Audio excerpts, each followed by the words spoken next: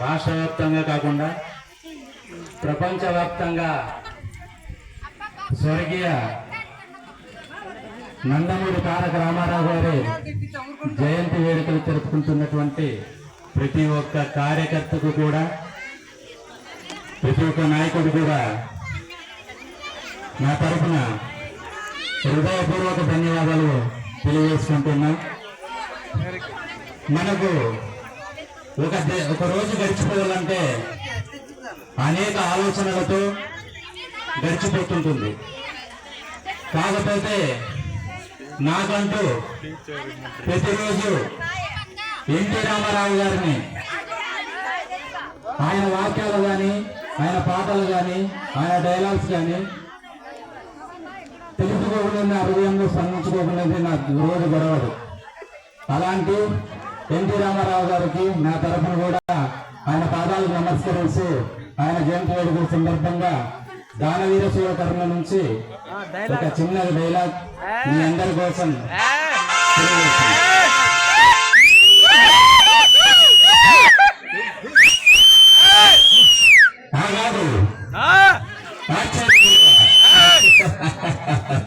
ఏమంటివి జాతి నిబంధన సూతసుతులకి ఎన్ని నిలవ లేదండివా. ఎంత మాట, ఎంత మాట. ఇది ఛాత్ర పరీక్ష గాని చిత్ర పరీక్ష కాదు, కాకూడదు. ఇది కుల పరీక్ష ఏందివా. నీ తండ్రి భరద్వాజుని జన్మమెట్టిది, అతి జుగుత్సాకారమైన నీ సంభవం మెట్టిది, మట్టి కొండలు పుట్టిదే కదా నీది ఏ కులము. పితామహుడు కురుకులైన ఈ శాంతనవుడు శివసముద్రుడు భార్య గంగా గర్భంలో జన్మించలేదా నేను ఏ కులము. నాతో చెప్పుకోమయ్యా, మా వంశంలో ముల్లపురాజైన వశిష్ఠుడు దేవవేసి ఊర్వశిపుత్రుడు కాడా. అతడు పంచమజాతి కన్యైన అరుంధతి శక్తిని, ఆ శక్తి చండాలైన పరాశరుని, ఆ పరాశరుడు పల్లెపరిచిన మత్స్యకన్యలు మా తాత వ్యాసుని, ఆ వ్యాసుడు మా పితామహుడు మా తండ్రిని, పితామహుడు మా పినతండ్రి పాండురాజును, మా ఇంటి దాసుతో ధర్మ నిర్మాణచరుడని ఇంతే కీర్తించబడుతున్న ఈ విదుర దేవుని కనలేదా. అయిన సందర్భోత్సవం బట్టి చిత్రపీఠ ప్రాధాన్యములతో సంకరమైన మా ప్రపంచము ఏనాడో కులహీనమైనది. కులమని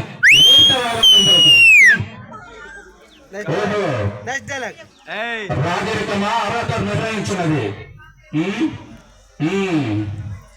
అయిన మా సామ్రాజ్యంలో సస్యశ్యామలమై సంపద విరామం వెలుగొందు అంగరాజ్యమునికి ప్రీతిని ఈ వర్గాల శక్తిని గావించుచున్నాను.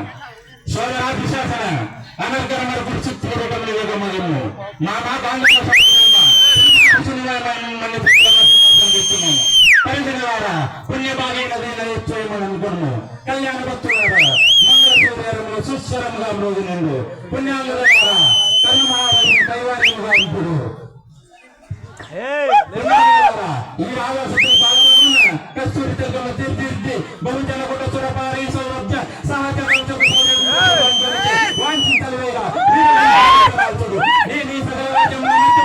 పండిత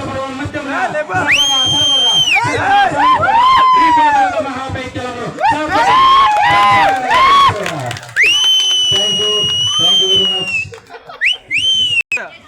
జీవంశీ నుంచి ఒక డైలాగ్. వైర వృద్ధులు, కుల వృద్ధులు, ధర్మ వృద్ధులు అనుకుని ప్రభుత్వ వృద్ధి ఇంతదనగా నిద్రపోవచ్చున్నారా ఏమి? ఇప్పుడే లేచి అధర్మని ఆలోచించుచున్నది. జూదము ధర్మ విరుద్ధంలో సప్తమహావేచనంలో అతి నీచాతి కూడా అంగీకార ముద్ర నుంచి ఇంతదనుక మీరేలా వీక్షించుతారు. ఆయన జూత దుఃఖంలో ధర్మసూత్రుడికి మామూలు సరిజోడు చేసి ఆడించితేనే కానీ చతుర్చష్టి కళాలు ఇచ్చారు అతడు. నేను ఆడలేదే, ఆట తెలియకనా